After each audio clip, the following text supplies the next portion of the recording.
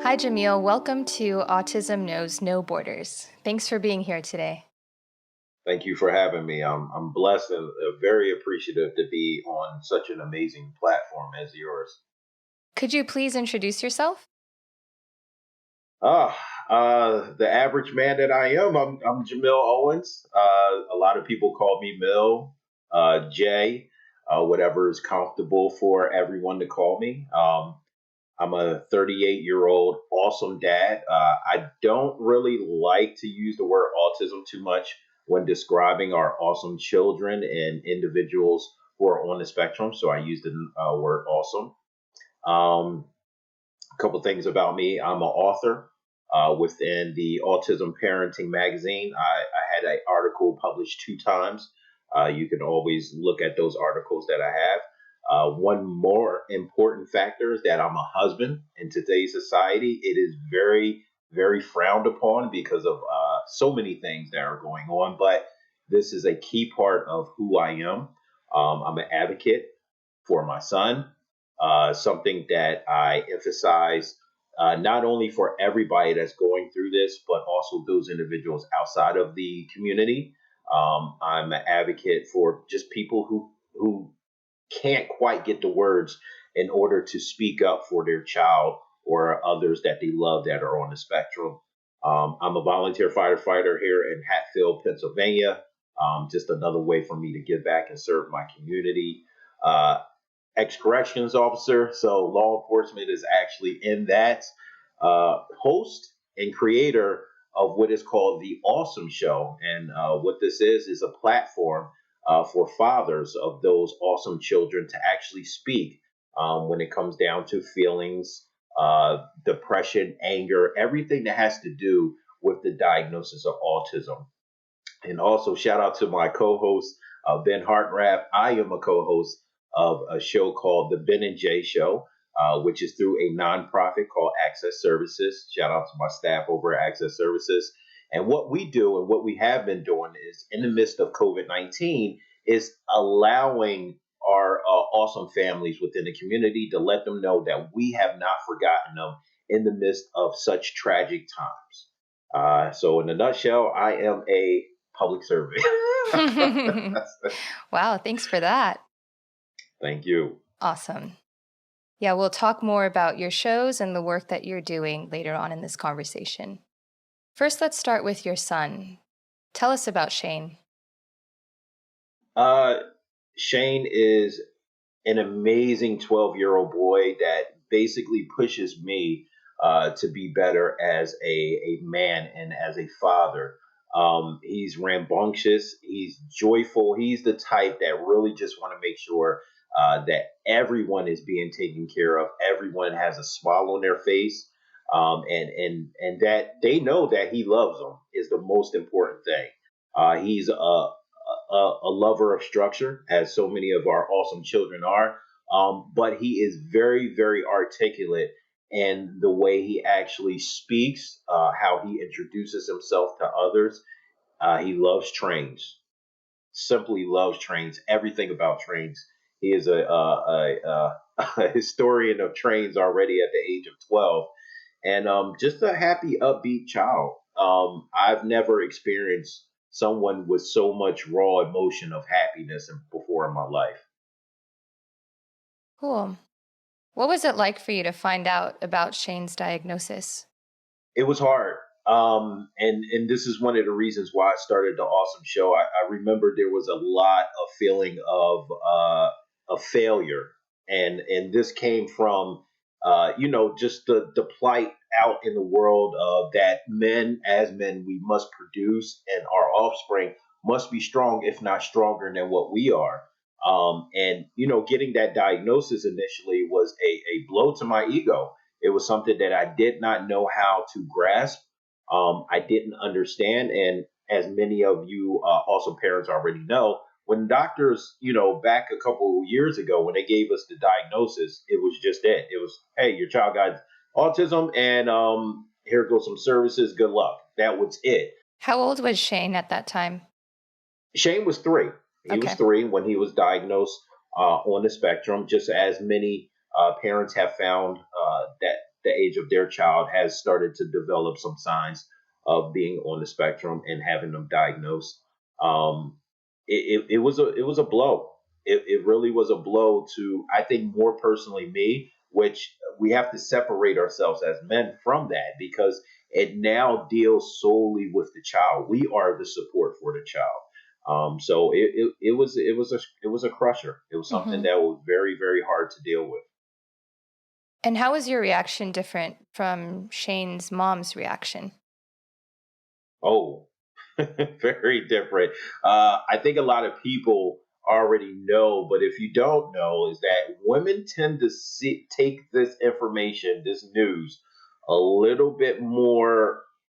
I'm gonna use the word positive. And what I mean by that is that they're like, okay, my son has this, my daughter has this.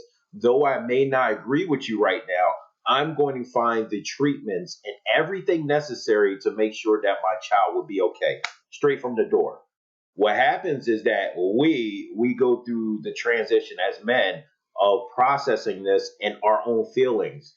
Then what slowly happens, what happened with me, is we switch roles. The women, and I could be wrong, but this is from my personal perspective and standpoint, is his mother later on, after finding out all the information and speaking about it and vitamins and supplements, anything to do to actually help him in therapies, then began to deal with her own personal issues. So it's more or less she put our son in the forefront while I was putting myself on the forefront. So our views were totally different when our son Shane was first diagnosed. Hmm. And how did the way that you processed his diagnosis affect your relationship with him? I'm gonna be, the utmost transparent with you. Is quite honestly, I wanted that reset button. I wanted that button to sit there and to say, hey, you know what? This is not right, God. What you did to me is not right. I don't deserve this. I deserve a child that's healthy, that's just regular, quote unquote regular, and doesn't have any of these disabilities. And I wanted to leave. I, Mm. I, I really wanted to leave. It ooh. It was very, very, very, very hard for me to understand why I am having a child as awesome as my son Shane. But that goes back to really the beginning of my life. So just to give you a little aspect of who, another piece of me of who I am actually disabled myself. I have what is a medical ailment on my right leg, which is called an AV fistula. So I have been gawked, I have been ridiculed, I have been looked at and looked in awe by adults and kids my entire life, which affected me. It was not only until I sat down and really realized what I've been through, what my purpose, part of my purpose was with Shane being in my life, not only to receive his diagnosis and understand who he is, his love, and how he does things, but also too to show him what he can actually do and what he can actually be in life. Don't let anything stop him. Mm. Yeah. So, how did you eventually overcome those feelings? Was there some kind of shifting point? There was a shifting point, unfortunately. Let's just point out a couple of things. Is that the CDC currently states that divorce rates within families that have children on the spectrum or disabilities in general is at a actually low keel number. A lot of people speculate that it's in the 90 percentile, the 80 percentile. There is a unknown amount of factors that go into a divorce when it comes to children that's on the spectrum. That was the pivotal point for me. When it came to a point where I couldn't be that leader, that motivator, that guidance, that loving husband, that loving father to my child. Unfortunately, me and my son's mother became a statistic, and that called for a divorce. At my lowest, what I found, which is really important, and I try to push that, amongst men, really everybody, the first thing is find a spiritual ground. I was at my lowest point in life. I was, totally um, ambiguous with what I wanted at the time. Um, I was only for myself. I wasn't for anybody else. I was angry at the world, angry at God. I was angry at my then wife, pointing fingers at her. I was at my lowest. And it came at that point in time where I found God, where I found myself, where I found the love that He has for me and the angel that He set before me in the form of my son Shane. And it opened my eyes to really realize what a blessing and a gift I had in front of me with my son Shane. Now, what needed to happen was the work in my own heart in order for me to love him correctly and understand who he is as a person and who he will be as an adult. So that was the point. That was the pivotal point. I have to say, unfortunately, Mm. was my divorce. And how old was Shane when you and his mother got divorced? Ah, he was around six.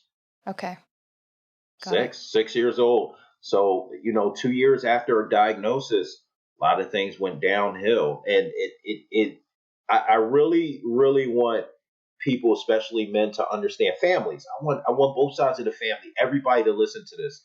It's a team effort when it comes down to that diagnosis. As soon as you get that diagnosis and as soon as you walk out that office, you guys are a team, your teammates.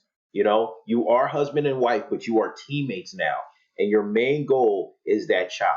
How are you going to attack this? Everybody needs to place ego and feelings to the side. You need to really focus on what's going to happen next for this child, and everything has to be fast forward, gun ho, no holds bar, everything we possibly do for this child. hmm So, looking back on your son's early years, what would you have done differently exactly? Hmm. Uh, whew. Where could I start? Where could I start? I think people need to hear this first, Rachel, is that I want everybody to understand you guys are amazing. You're doing an awesome job. Most importantly, I love you. Your children love you. God loves you. Your child is placed into your life for a very, very certain reason, and that is to grow you. Um, me, I wish I would have realized the importance of me being active in understanding what autism was early, right from the gate. As soon as his mom got on, research and finding different vitamins and studies about vaccinations and things like that, I wish I would have got out of my own head, out of my own mind, and really put forth the effort to match her strength, match her speed, match her motherly instinct. I wish I would have stepped up a little bit faster to actually do that. And that's why I call out men.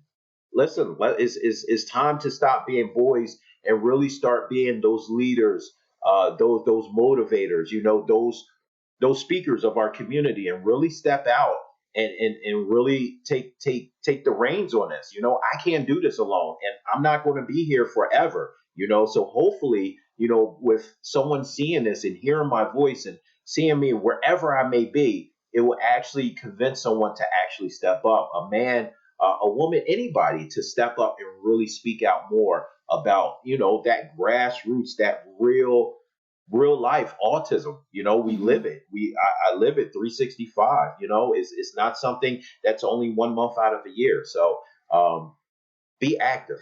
hmm Be active. I wish I was active early on in my marriage. I wish I was just really gun ho about what my son needs at this time, and not so much what my feelings were. Push my feelings to the side. hmm How have you evolved as a father? Whew, by the grace of God, I evolved to a point where I love everyone, and I think that's the most important aspect when it comes down to being or trying to be the best for your child or your children, your spouse. is really understanding what love is, really understanding, and from my personal aspect, is a religion basis, but really understanding the love that I've received from my maker, and being able to give that to people, and then looking at our awesome children and understanding this is something that's built into them naturally. Compassion, love, empathy. These are things that we challenge ourselves every day to actually have. We go into work and we don't like a coworker, and we have to put on a front in order to make it through the day. But these children love you. They feel as though no one can do no harm. And it is a gift and a curse. And it is something over time that life will teach them, and hopefully parents will teach them as well. But I've grown in the sense that I love everybody. Doesn't matter what color you are, doesn't matter where you're from, doesn't matter your political views, it doesn't matter anything. I show you the same love as I would show my grandmother, my mother, my father. And I think that's what's bringing me closer and closer. Well, no, I don't think. I know this is what's bringing me closer into my purpose. And my purpose here is not of myself anymore. My purpose is to serve my community. My purpose is to leave that paper trail for my son, to sit there and be like, you know what? I'm not going to be quiet. When he gets adult, I'm not going to be quiet about who I am as a person. I am going to speak out, and I'm going to help people understand who I am, and others that are like me. Yeah.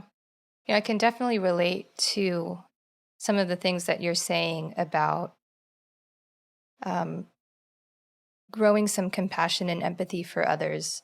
I noticed that in myself, actually, as I got into this advocacy work, I started to understand on a deeper level that difference doesn't mean wrong, and that Hmm. actually we should celebrate those differences We should. and look for people's strengths instead of their weaknesses and deficits. And it's not just with people with disabilities, but just humans in general. It's amazing, Rachel. Like you're understanding this, and I want someone not to wait 30 years like myself to really understand this. We thrive off of being. We get on IG, Instagram, we get on Facebook because we want to be involved. We want to be a part of something so great. We celebrate those individuals who have cancer, who have leukemia, things 1 month out of a year. We say, hey, you know what? You guys rock. You're awesome. We're going to dedicate a month to you. Has to be a little bit more. Has to be a little bit more growth inside of us. After you give someone support on Facebook and say, hey, everything's going to be okay. Don't worry. I'm here for you. And you log off, their struggle continues on. You trust me, you gave them a lot of support, and I applaud anybody who does that on a day-to-day basis. But what more are you doing to help grow yourself, to let down the calluses of the world? And I understand it's hard. Even in the Bible, it speaks that you must guard your heart, but it doesn't mean guard your heart from everything and everybody. It's just be specific, be knowledgeable of what's out there to hurt you and what's out there to grow you. That's it. Hmm. So, what has your son taught you about life? Ah, never judge a book by its cover. It's the most old. It's one of the oldest sayings that you can actually hear, but it's so true. Don't judge a book. Don't judge a person by what they may look on the outside, how they may interact with you, how they may feel. Always get to know what the inner person is. Everybody has trauma in their life. Everybody has been through ups and downs. It is guaranteed in life. Nothing. If we had a perfect life, trust me, it would probably be boring, to say the least. But we're in a position where we have trials and tribulations. Shane has purposely showed me that through every single thing that I have been through, where I was the wrong person, where maybe someone else was at fault, that I am still a person that can be good and will be good. And what that does, that takes us, unfortunately, in times today where we're speaking about, racial issues and other things that are plaguing this world.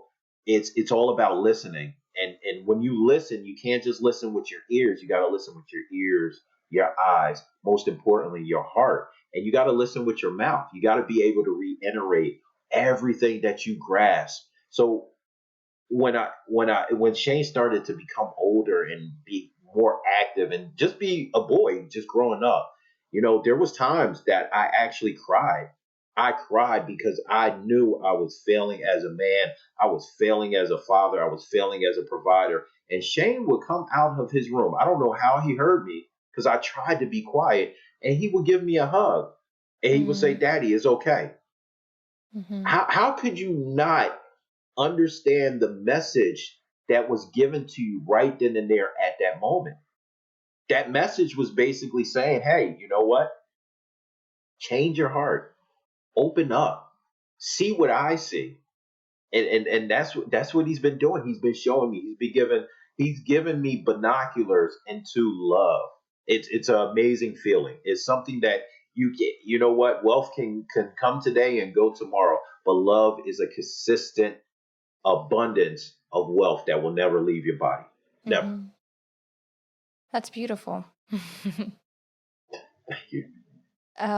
So, Jamil, what was it like actually raising your son among the Black community? Very good question. Very good question. I think more so one of to unpack it. One of my main goals is to speak to the Black and Brown communities about autism and really get people who look just like me, who talk just like me, to really be able to be comfortable when diagnosing their children and stepping up and advocating, such as myself. Which, don't get me wrong, there are plenty of people who are actually doing it, and I applaud you. Thank you for doing the trailblazing work for individuals such as myself. But we have a long way to go. Um, I'm scared right now. I'm scared for my son in this world where we are really segregating, and this has been happening, but he's growing up now. We're segregating people by their skin color instead of where they're from ethnically. And I think it's called ethnic experience more than race. I think people need to really just open up about different parts of the world where people are from and understand that we're all equal. Shane is not oblivious to what's going on. Unfortunately, he does see the news. He does acknowledge things that are going on in the world, and he asks me questions. He's like, "Oh no, Daddy, people are getting hurt," and you try to unpack what it is for someone to inflict pain or someone to hurt someone maliciously to a 12-year-old. There's not a Dr. Seuss rhyme out there that can help you. Mm, There's not a Sesame Street episode that can actually assist with this. But what I do tell him is that he always needs to treat everyone with respect. He needs to say hello when someone looks him in his eye and say hello to him. He needs to say, "How are you? Thank you. Please, may I? Excuse me." These are the small steps that I'm teaching him. I'm teaching him that people can be cruel, but we have to understand the reasoning why. There's a reason behind why they're so angry inside. And I think we need to try to find out what that is and combat that with love, with kindness. And I'm teaching my son more and more to be that kind person, but also too to kind of watch his back. There are going to be people that are going to take advantage of him because of his skin color, because of his condition. Um, but more importantly, I want Shane to just be proud of who he is. He's a mixed child of African American, Puerto Rican, and I want him to embrace his culture in both sides, and both people, and all people. So that question is a never-ending question. mhm. Come back 30 years when I'm very old, and hopefully he'll take care of me very well, and we can see what the end result is. Is because this is until we listen as adults, us as adults who are over our next generation, until we actually listen, get the information we need from each other, and start speaking it into our families, into our children. It's going to be a long book. going to be a long read for someone to read way up in the future. They're going to be taking out textbooks about this. Um, but I'm scared. I'm really scared for my son right now in these times. And I never thought as a parent, as a black man, um, I will actually say that. I'm now it's up there where, oh, I don't know if someone will love my son as much as I do when I'm going from this planet. It's literally neck and neck right now. Oh my God, my son is of a different ethnic background. Is he going to be murdered? Is he going to be uplifted? Is he going to be not given the opportunities as another class is given?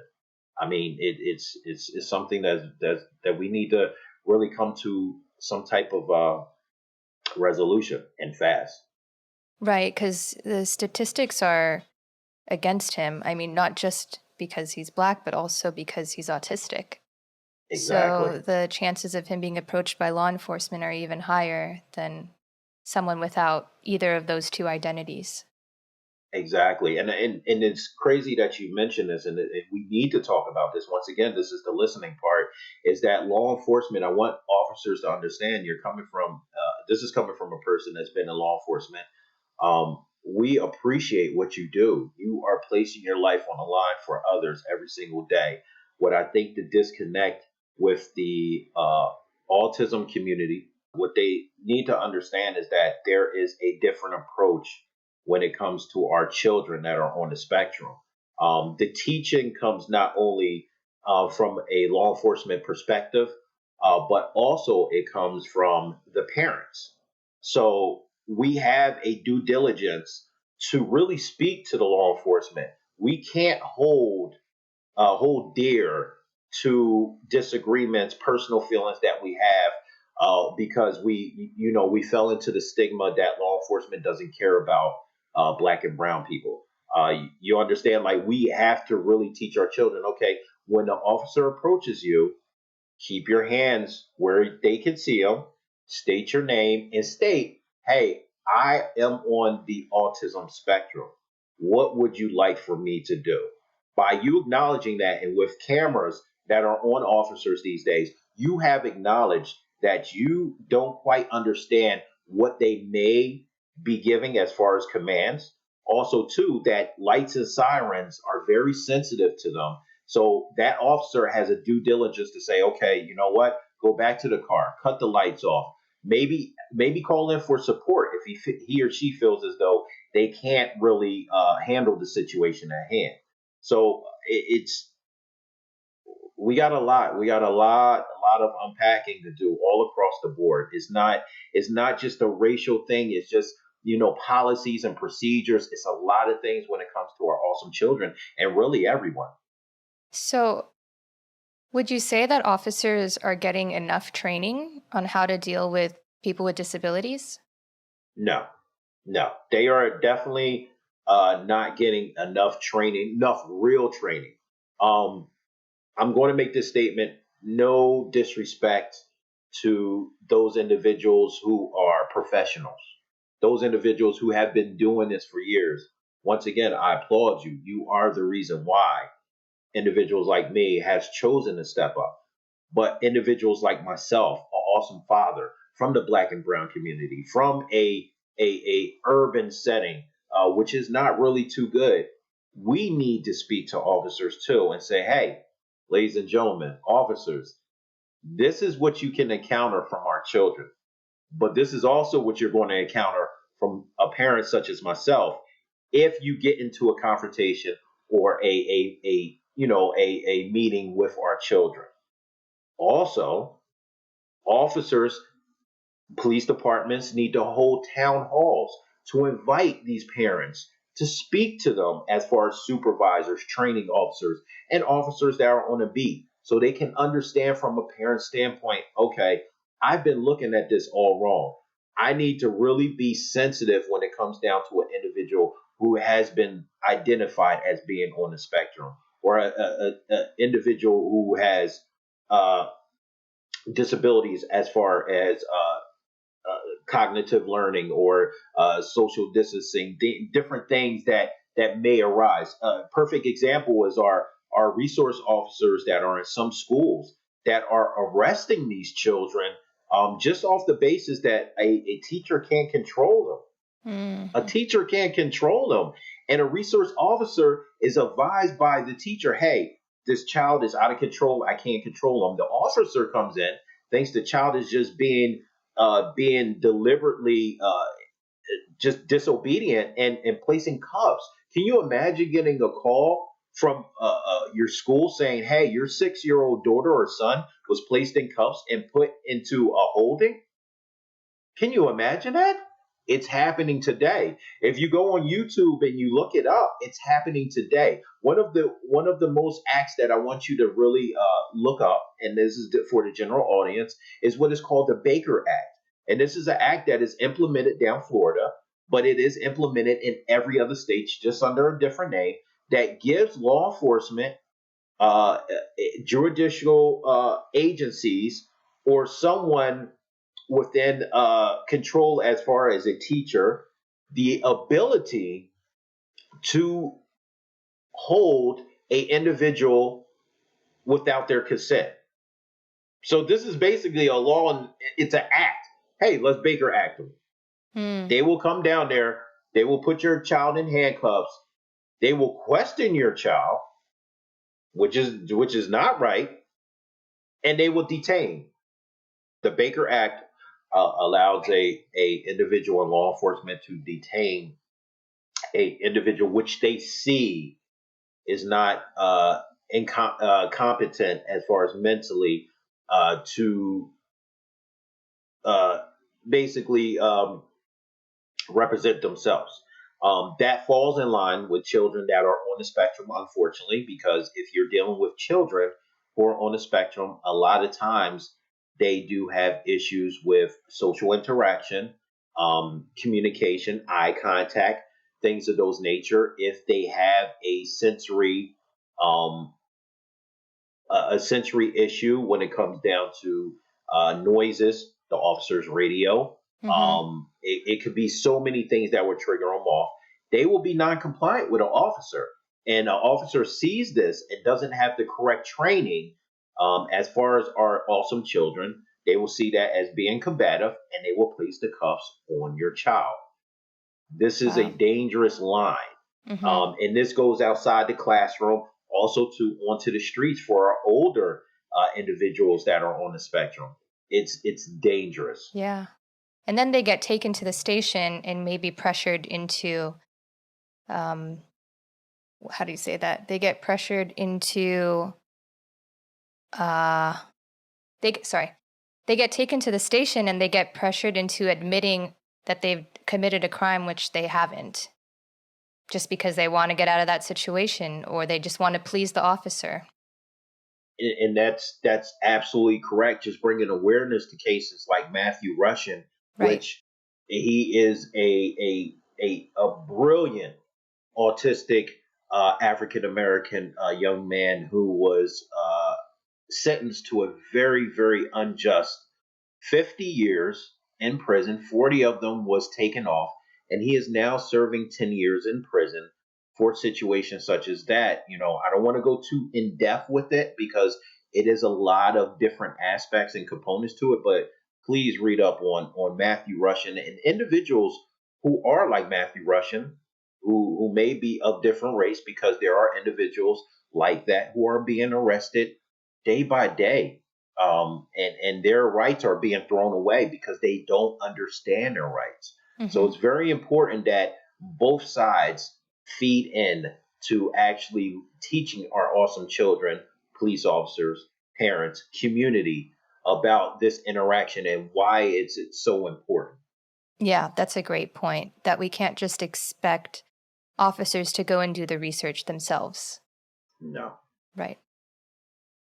So I want to pivot a little bit and go back to what you were saying about, um, you know, raising Shane among the Black community. Did you feel any kind of ostracization from the community because he's autistic, given the stigmas around having a disability within the Black community? Here's the thing that I've noticed. I'm not going to use the word problem, but this is the thing that I've noticed amongst people in general is that what we don't understand, we fear, and what we fear, we tend to push away and characterize in their own little box. So, give an example. My son Shane has a relative that lives in North Philadelphia, the very heart of North Philadelphia. The neighborhood is really not at its best. Um, he doesn't have a social group or circle there, and the reason why is because the kids, not only the kids, but the parents. Key point: parents have to basically trickle down their knowledge, their love, their respect for individuals with disabilities to their children. They don't want to play with Shane because they don't understand how he plays, how he interacts, how he relates to people. He speaks to trains, he speaks out loud. He'll tell you history about trains, but that's his way of connecting with you. And kids, with no fault of their own, they don't understand this. So I feel like everywhere I go, I am forced, or I should say, it's my duty and responsibility to let someone know, hey, just to give you a heads up, my son is on the spectrum, and that can be very discouraging as a parent because we have a hard time already placing the label of autistic on our children, even though we think it's a very powerful word. Word is a very positive notion in society, but we don't want to do it all the time. We just want our son and our daughter just to be just like everyone else. Um, I think parents are more afraid too of not allowing the community or other individuals to know, hey, my son or daughter is on the spectrum. They might need a little bit more redirecting. I can recall one of the times that I took my son indoor skydiving. Most amazing experience that anybody can have. And I'm not saying it just as a person, but if you have a son or daughter on the spectrum or an older individual, please take them there. Test their limits because my son went first on every single trial. I was the scared one, but he went first. He was like, "Oh, I'm up next, Daddy," and was in there. I have video to this day for it. But I remember looking around at other parents and their kids, and I looked at my son, and he was looking away like this as the rest of the parents and the crew was sitting this direction. And I said, "Oh boy," the anxiety started to kick in. They're going to notice there's something wrong with Shane.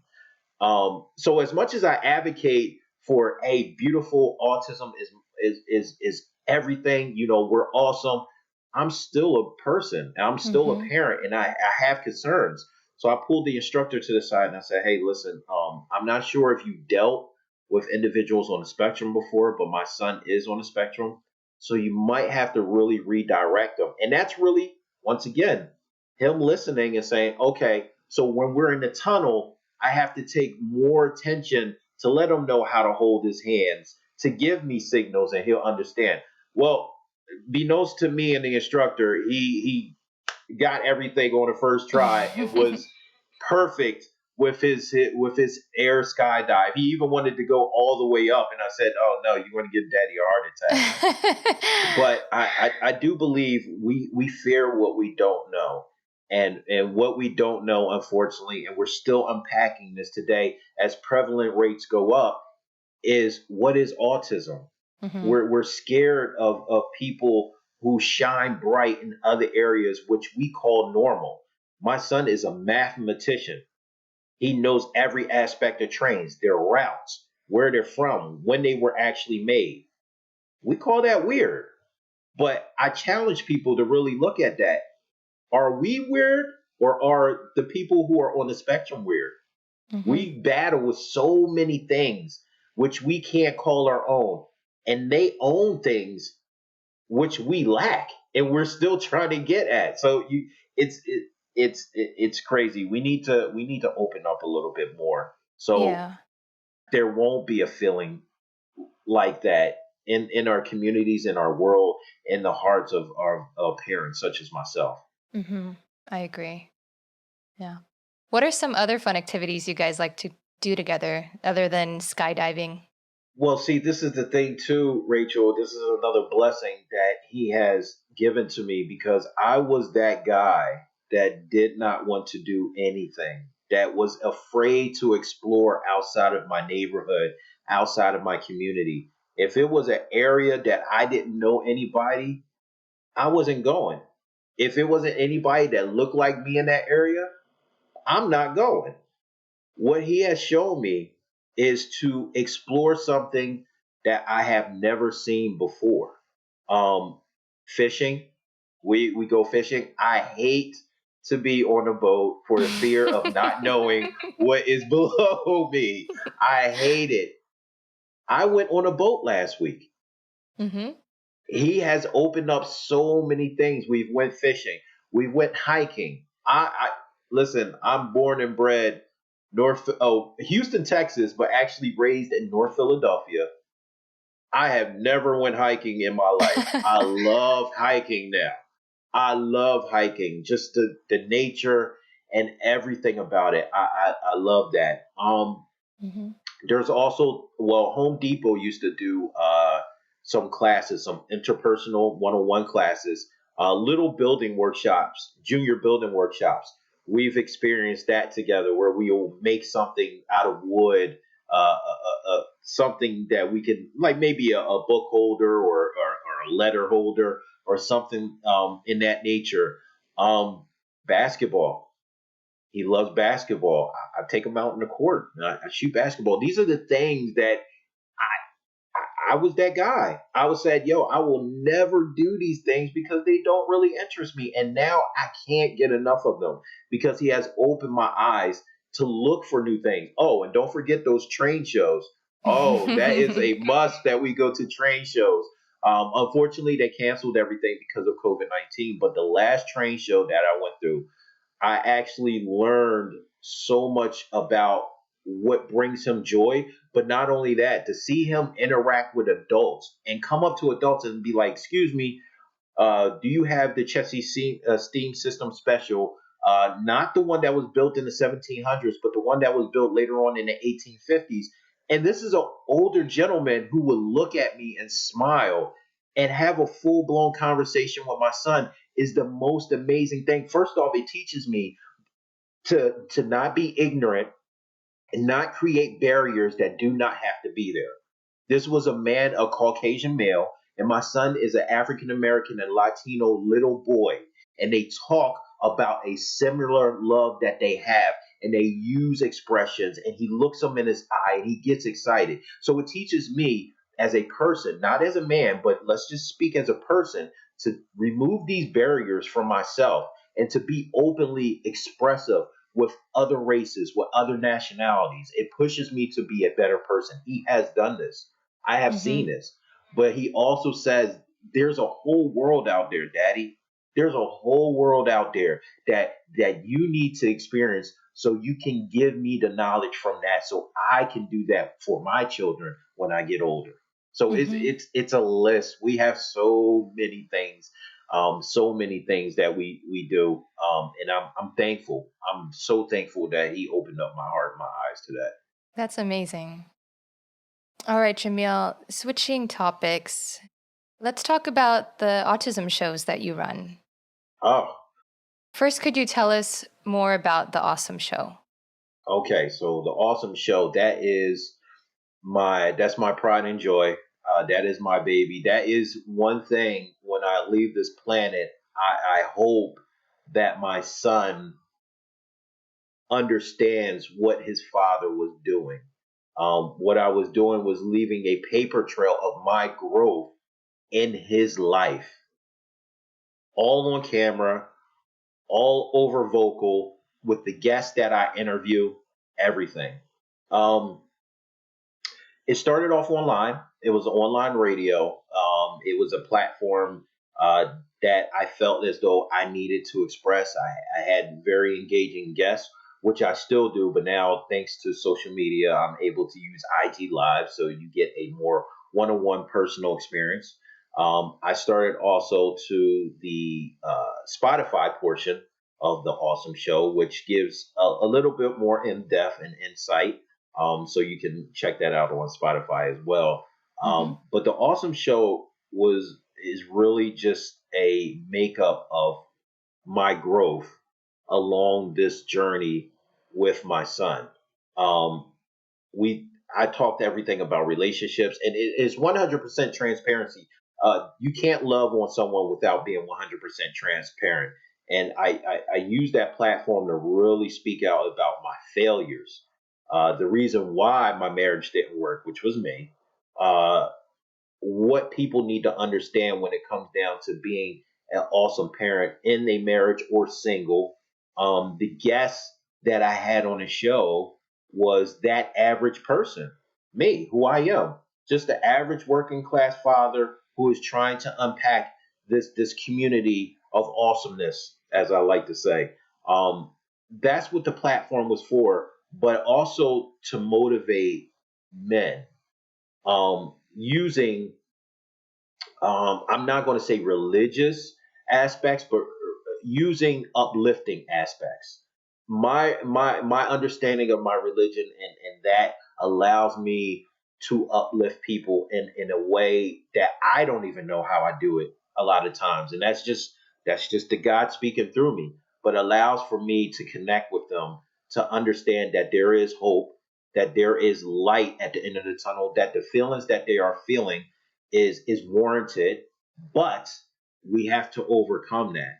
So that's really what the platform was for. The platform was for the public to be able to get on a radio and share their story, open Hmm. up, get it off their chest as they feel. I have so many emails from past guests that said, "Oh my God, Jamel, thank you for letting me be on your show.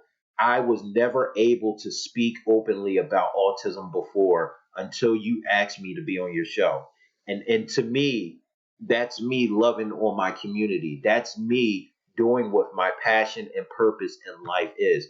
And I'm looking to continue this until God takes my breath. Hmm.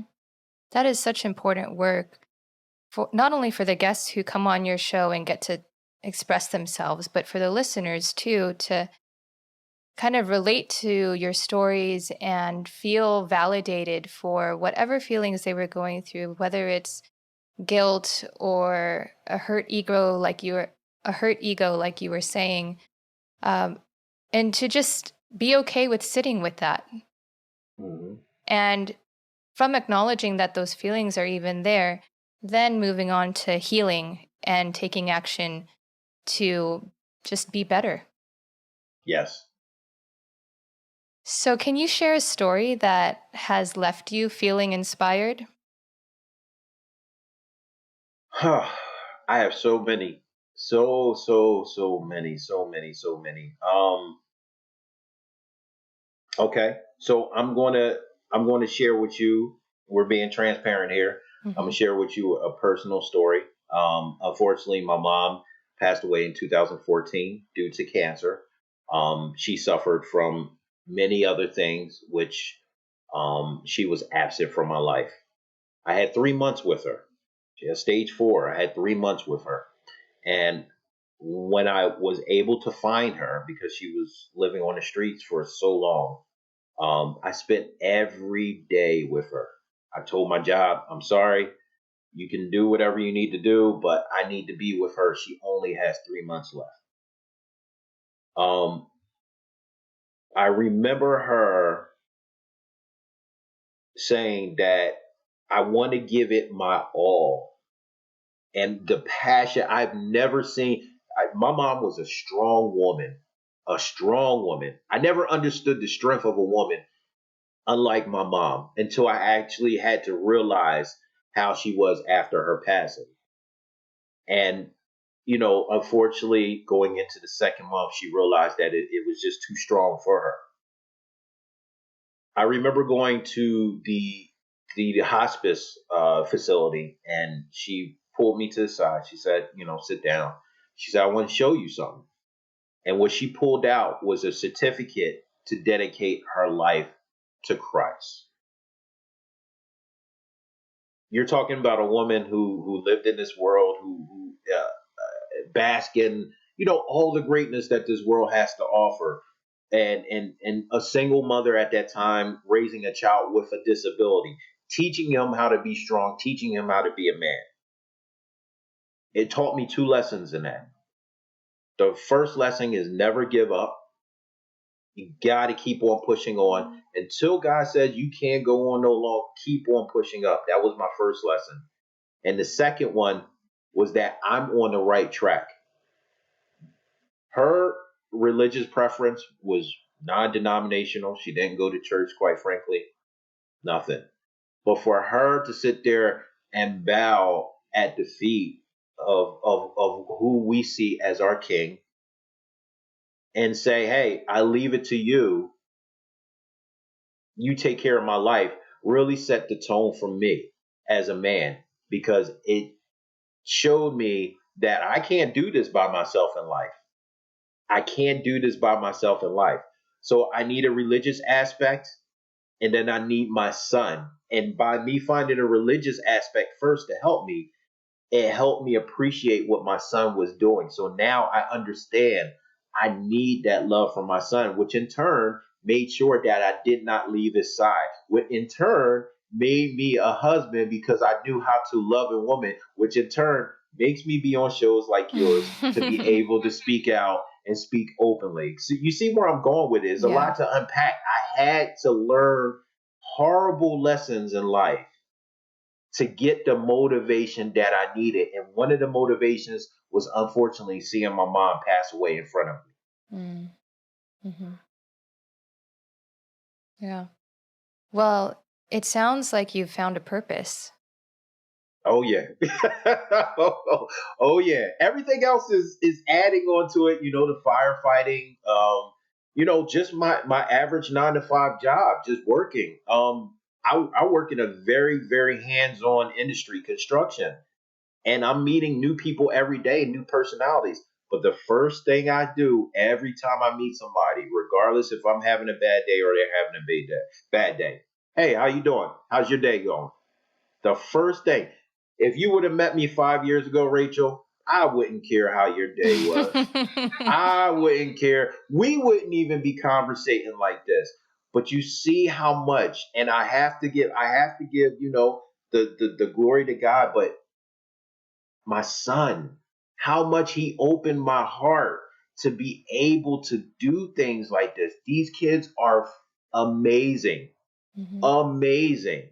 And us as individuals who are quote unquote normal in this world, we're not normal. I always use this analogy. What if we're not the normal ones? What if our awesome children are the normal ones and we're the ones that are living inside a box? Did you ever think about that? Hmm. Yeah, actually, I have. See, we're on the right path. See, that's Yeah. amazing. That's amazing. Hmm. It's something that I think about all the time. But he Yeah. has he has really opened me up. Hmm. Yeah, it's just, we've set these norms in society to be what the majority would think, but that doesn't mean that it's right. Exactly. It's we have to progress. We have to grow. We have to learn. We have to change.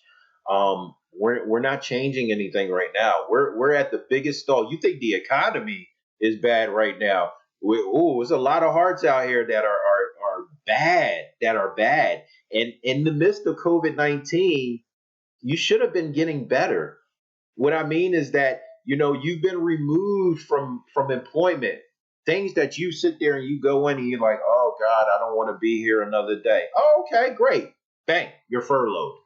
What did you learn at home about yourself, about your family, about your kids? What did you grow? Did you grow appreciation for everything that you have, how minute it might be?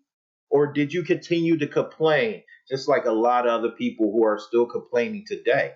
What changed in you? This time wasn't a time to bring out the bad in you. This time was a time for change. There were so many different elements that could not be covered up anymore, that was exposed in this time. So what Mhm. did you learn? I'm hoping that you grew. I know I grew, but I'm looking to grow more, and I hope that everybody grew in this time. Mhm. That's actually something I've been reflecting on a lot and wondering because, I can definitely say that my priorities have changed as far as what I like to do in my free time and how much I value it. Exactly. And what is important anymore when you can't leave the apartment for 2 months, So I've wondered that too about how other people are taking it because you think sometimes when there are these moments that extreme change can happen, it takes like mass mindset shift, for there to actually be systemic change. Hmm. So I am hoping, and maybe this is just the optimist in me but I am hoping that a lot of other people are feeling what we're feeling. I believe they are, but I also believe that they're scared. just like just like those other awesome parents that are out there that just don't want to get their child diagnosed, or don't want to speak about the struggles and the hardships that they face with autism. They're scared, and Hmm. those feelings are warranted. There's nobody saying that you don't have the right to feel that way, but it's also the time to speak up. We are quick to sit there and skydive off a plane and capture that moment on IG because we want everybody to know that we're adventurous. What are you doing to be adventurous to get the word out about your awesome child? What are you doing to be adventurous to say, hey, I do not like reading books, but I'm about to read this 400-page introduction into autism from this doctor? What are you doing to be adventurous about that?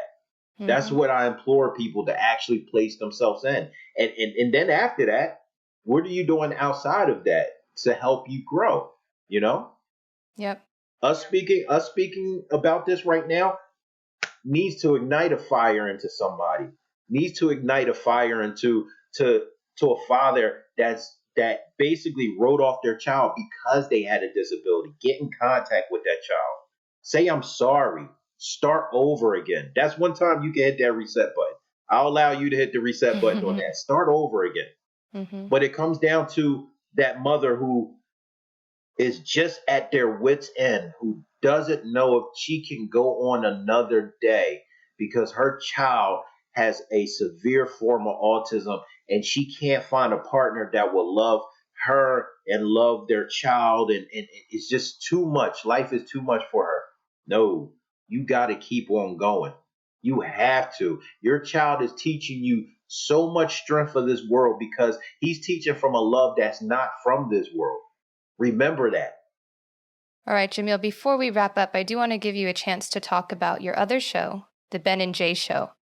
So, how is this one different from the Autism Show?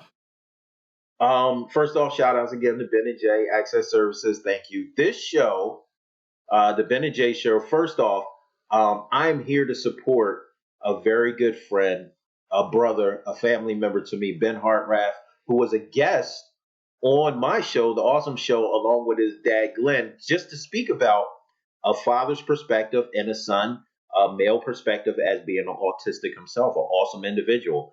This show that we have now, we basically open it up to try to bring the community together to let you know that there are people all over the world who are phenomenal individuals who are doing incredible things as autistics themselves, supporters, and people that are just family members that just want to learn more. We have had Daniel Baldwin on our show. We have had the writer directors of Disney Pixar Float, and it's wow. We started this in the midst of COVID-19 because me and Ben wanted to give back. Access Services, a nonprofit organization, said, hey, we want to do as much as we can, support wise. We don't have a lot of money, but let's do some things. And we're already 20 shows in. 20 shows in of phenomenal guests. We've had Rachel Baker. We have had Rachel Barcelona from Florida, who was Miss Florida. doing amazing things to bring awareness to just to community and the society. Um, we have had Juliana Featherman, the CEO and creator of Making Friendships. It's an app on the phone that allows our awesome children to not feel alone and connect all over the world by making friends. Come on, we're bridging the gap. And the most important thing that I want people to know and notice when they see us is you have a Caucasian 22-year-old autistic male. You have a 38 African American parent male, and we love each other like family. Hmm. No boundaries.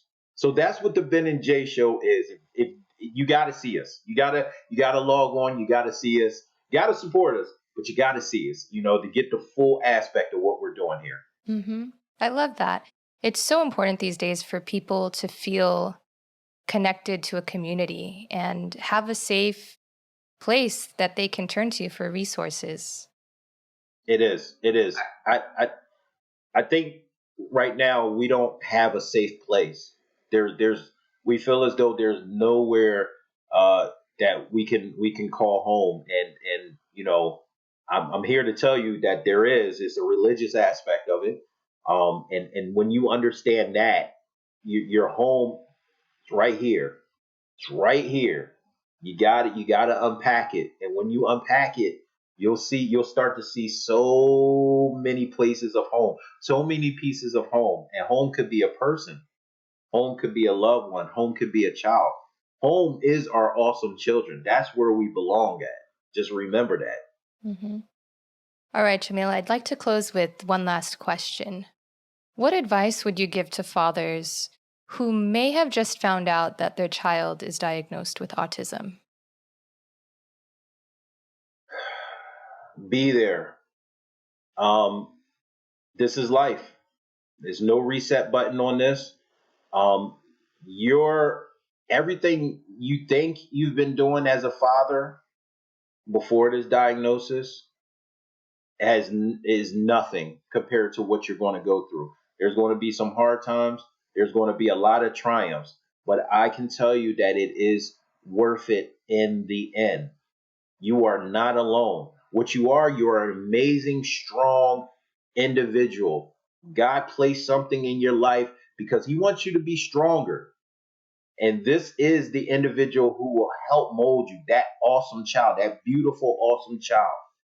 But it's going to take 1000% from you in order to make that happen and to make that visual for yourself, for your family, and most importantly, for that child. Don't give up. If you need help, I'll give you my cell phone number, I'll give you my email address. Contact me because transparency is key. I'm open to you, and everything you tell me is quiet as kept. You are not alone. Brothers, sisters, anybody, you are not alone. All right. I love you guys. I definitely do love you guys. That's wonderful, Jamil. I really appreciate your willingness to be vulnerable because that's really where the magic happens. I'm sure you've It is. noticed that when you open up and, like you say, you're transparent with other people, they feel like you're being real and authentic with them. And then they can, in turn, open up to you. Exactly. Yeah.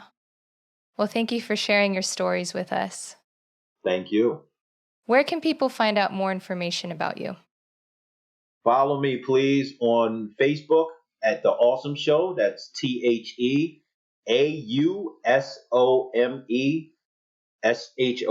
just like show. On IG is all one word, TheAusome. Also, if you need to send me an email, The Ausome Show Hmm. at gmail.com. That's TheAusomeshow at gmail.com. Check us out every Friday, the Ben and Jay Show. And listen, I love you guys. Please contact me if you need to talk, if you want to learn more. You are not in this alone. I guarantee you. I guarantee you. Perfect. Thanks, Jamil. Thank you. Take care. Thanks for tuning in to Autism Knows No Borders. It's very common for some parents of children with disabilities to experience cycles of grief intermittently throughout their lives. They're grieving the child they expected to have and letting go of the hopes and dreams they had imagined for their future. After a diagnosis, parents may feel powerful emotions such as guilt, resentment, and shame. According to the psychiatrist who pioneered the work in understanding grief, Dr. Elizabeth Kubler-Ross, its 5 stages include denial and isolation, anger, bargaining, depression, and acceptance. Given that no two people grieve in the same way, these stages are not necessarily experienced in the same order. Some individuals may even regress to stages they had seemingly moved on from years after their loss. Jamiel's story is an example of how parents can practice self-compassion. By acknowledging and accepting his feelings, Jamiel was able to overcome his anger and depression. He educated himself about autism and focused on ways to appreciate the amazing child that is in his life, rather than longing for the child that could have been. He also listened to autistic adults to understand what his son may be going through. Once Jamiel accepted Shane's autism, he started seeing the world from his son's eyes and heart. He even found purpose in helping other parents reach a new understanding of love and realize that they are not alone. You've been watching Autism Knows No Borders. If you like this video, please give it a thumbs up and subscribe to our channel. Also, we'd love to hear from you, so let us know what you think in the comment section. Click here to watch another interview from our podcast. You can also find us on your favorite podcast app.